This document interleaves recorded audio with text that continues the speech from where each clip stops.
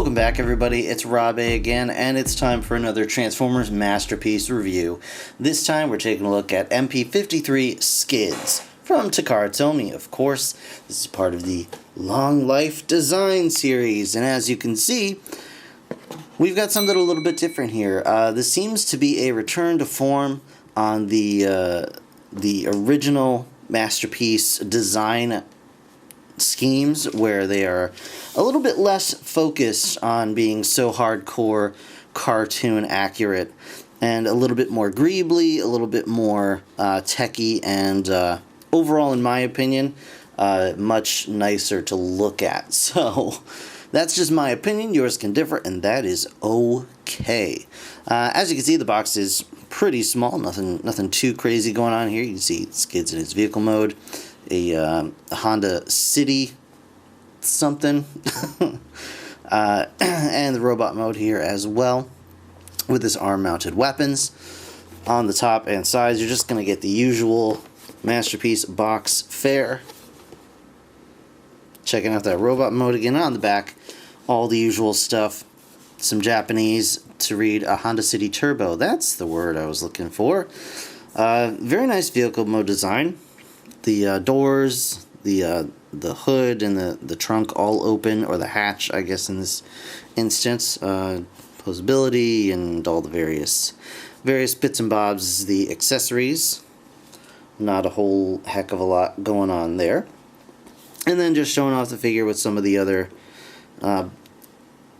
funny to say, but, you know, showing off the figure with some of the earlier designed Masterpiece car bots. So, without further ado, let's take a quick look inside the package, just so you can see what it comes with, which is really just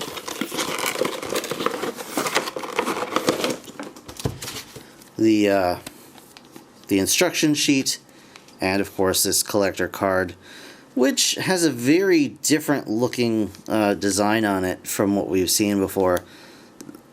And I mean, I'm not a huge fan of it, but I don't ever do anything with these cards anyway, so it's not really a big deal for me. And the instructions are business as usual. Shows you how to transform the figure, which I'm going to do anyway in this video, so it's not really a big deal. Let's go ahead and get Skids in here. Hello, Skids. There he is, in all of his little blue glory. He's a very compact little vehicle, as the Honda City Turbo is, or was, or whatever you want to say. You'll notice immediately, I'll say off the bat, I really do like this figure for a lot of reasons, but it's far from perfect, and that sound you're hearing is definitely one of the reasons I'm not happy about what's going on here, but we'll talk about that in a moment. So you can see very nice deco on this figure. Lots of paintwork, lots of added little details. You got the Turbo logo here, Honda picked out in silver, and then another. It's so tiny, but it does actually say City, and then Turbo again. City on the nameplate. Very, very nice. The mirrors are picked out in silver. And a very nice dark clear blue for the windows. Again, you can see the wipers are picked out in black. Everything on this figure is painted beautifully, and I'm very happy about that. You can see the underside of the figure. Quite compact. And these arms, I want you to take a moment here and just look at the way these arms are folded in, because that is going to be the most difficult part of this transformation. And it's not a difficult transformation by any means, but this is something you want to take a look at, especially when trying to get it back to vehicle mode from the robot. This is going to be the most critical part. So here you go. But he rolls beautifully. And he's got some little bits here. So first of all, you can come under here. There is a tiny little tab that actually tabs in under the hood. So you got to get that loose and then kind of pull this forward to open that up, and you can see inside the engine compartment, which is a very nice touch. Very nice little touch, and you can see a tiny little tab goes right in this hole here. And then coming over to the sides, you can indeed open up these doors. You just have to stretch it out a little bit. There's not really anything in there, but I guess it kind of sort of forms almost a seat looking situation. And then here's another kind of problematic issue. Like the whole trunk is kind of a weird thing, or the whole hatch. So in order to open this, you got to kind of open this bit up a little bit. There's not really a good place to grip it other than the sides of the license plate. Got to grab it a little bit, pull it forward. It's on a slider here, and then you can pull it up. But there's not really a good place to grab this initially, so if you have small fingernails, you might not be able to get it. You might need a prying tool to actually get in there. And then once you're in, you can see that he's got one of his weapons stored, and then this one is just left to kind of hang out, just wherever. You just leave it in there. So for starters, this one is a pain in the butt to plug in because you can't really, it's really far back. I don't know if you can see how far my finger's going in this, so it's really far back. So you're trying to get this tiny little plug, which looks exactly like this one, onto a tiny little slot area. And it's raised, so it's not like you can just kind of slide it back and foomp it into place. It's a raised piece, which I'll show off here. If I can even get this out. There you go. So you got that piece that you're trying to get this little tiny tab into. So I'm not too keen on that. I would have really liked maybe if they had added a slot right here to tab this other one into. That would have been handy. Yeah, so it's not the biggest thing in the world. It's really not, but it's just tiny little annoyances. So there you go. So that's the vehicle mode all opened up. You can open this side too if you want. It looks exactly like this one, but you got that going on. So quick size comparison before we get this guy transformed up. I'll get his vehicle mode back. There we go, just like that. And we'll bring in Road Red over here, and then another little carbot, so you can kind of see the size. Pretty small. Pretty compact vehicle mode.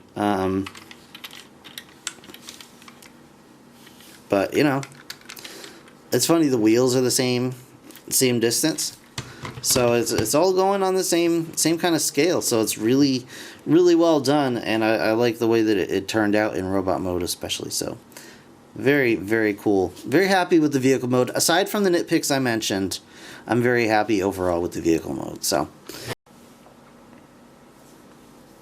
alright, so transformation. First thing you want to do is we need to open this hood back up again. So untab it, pull it forward, bring it up, and then we're going to swing these side mirrors in just like that. Next thing we can do is open the doors on both sides, and then kind of wiggle this out till it untabs all the way around, and we can kind of lift this whole section up and away, and these bits underneath can just come up here like this, and we're gonna just bring this forward. And I just want to show you guys the arms, because this is going to be the biggest pain in the butt. So we're going to bring these out just like this. And so this is how you want them to look when you put them back in. And I guess the biggest issue here is that this section needs to rotate against the wheel to really fit inside this cavity. And the issue with that, we'll pop this back in, and of course now it wants to work fine. But this side is especially stiff. So this connection point here to the back of the wheel is on my copy is very, very stiff, so it makes it quite difficult when getting this arm back in to transform into vehicle mode. It makes it very difficult to actually like get it into place. And you can kind of see that already because I'm like fighting to get it to move. So there you go. So you bring these out, and I just wanted to show you guys that to make it easier for you when you transform it back to vehicle mode. You want to make sure the arms that is very stiff are transformed just like this. Okay? But for now, we can extend these out like so. These panels are going to come up here, rotate the tire around, and there's a little tab here. It's just going to come up and tab in just like that. Do the same on the other side. Open this up, rotate around so the tab lines up, and then there you go. And now to turn the arm around, you just flip it like this, and then rotate like that. Flip like this, and rotate like that. You can flip out the fist on both arms, and just rotate it around. And the arms are done. Next thing we want to do is bring this whole section up. And we can bring these two side panels up here, and they'll tab into the sides, and there are tabs that are hard to see on these panels that are going to slot in underneath the arms. And it's hard to see, but you'll know when you get it because it does click into place.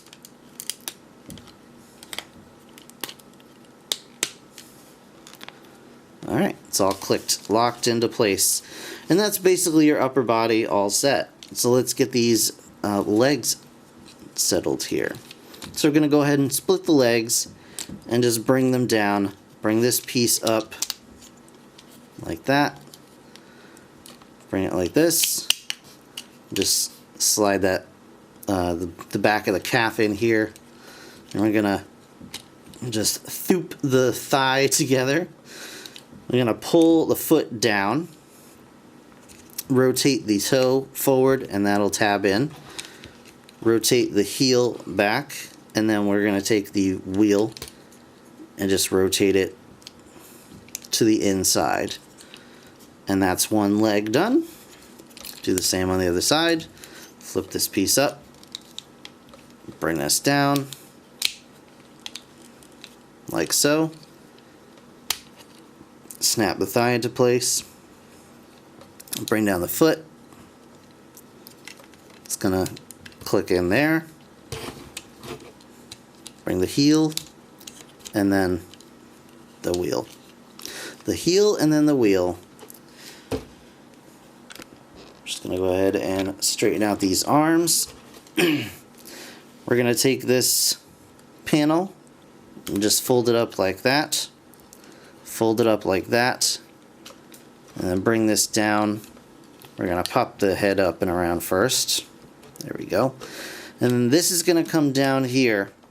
And this section, and just be careful because it does have a tiny little, like, a tiny little little point there that is molded in. It's just going to go, the whole thing's going to go into this slot here, this slot area, I guess. So you can kind of see there's a slot in the center and a tab right here, so those are going to attach. So you just want to line it up and then just push it in. and that'll lock into place. And you go ahead and rotate the head around. And there you have Skids in robot mode. And I mean, it's one of the more fidgety transformation as far as the arms go, but everything else is super easy. It's a very simple transformation to go from a tiny compact car to a normal sized car bot, you know. And at this point you can also make sure that that hood is tabbed in properly. So there you go. So there you have Masterpiece Skids. We'll do a quick turnaround for this guy. There's his back. It's just the you know, the top of the car, but I mean that is fitting as far as Skids design. So I think it works in this instance for sure. And of course the weapons that were stored in the back of the car can now be plugged onto his arms. There are a couple of spots here, so you could technically put it on this side or on top, whichever suits you best. I kind of like it on the side, but just for the sake of everybody watching, I'll put it on the top so you aren't upset. Alright, there you go. So, articulation wise, as I show you guys a little bit of a close-up here of Skids, the head can go back, but you know, be careful if it goes too far back, because then you gotta untab this thing, push it forward again, which can be a little bit of a nuisance, I'm not gonna lie, for sure. There you go. But the head does slide back, and it can just rotate around. It is not on a ball joint as far as I can tell. It's just on a regular stalk that it can swivel. The wings can kind of move out of the way of the arms if you want to, so you can have them more compact against his back should you desire. But I do kind of like the wings flared out just a little bit, and they kind of angle themselves if you tuck them in. Arms do a full rotation. They can go out, they can go up that far. He does have a bicep swivel. He does have a double jointed elbow. Or it's not double jointed actually, it's just a very deep joint, I apologize.